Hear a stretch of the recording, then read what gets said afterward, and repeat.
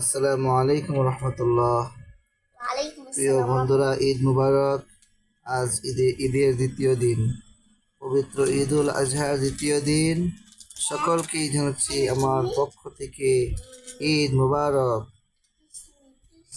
আপনাদের সম্মুখে দীর্ঘদিন ধরে কোরআন তেলাওয়াত নিয়ে আসতে পারি নাই।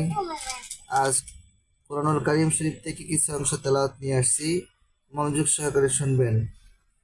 أعوذ بالله من الشيطان الرجيم. بسم الله الرحمن الرحيم.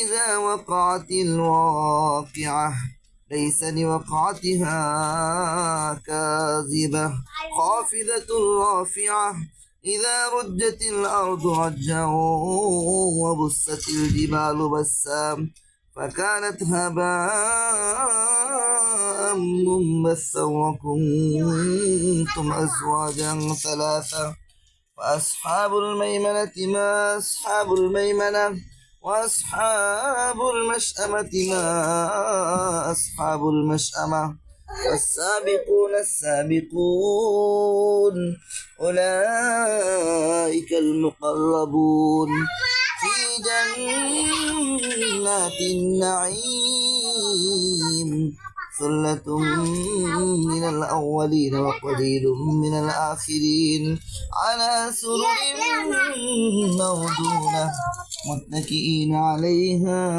متقابلين يطوف عليهم بلدان مخلدون بأكواب وأباريق وكأس من معين لا يصدعون عنها ولا ينزفون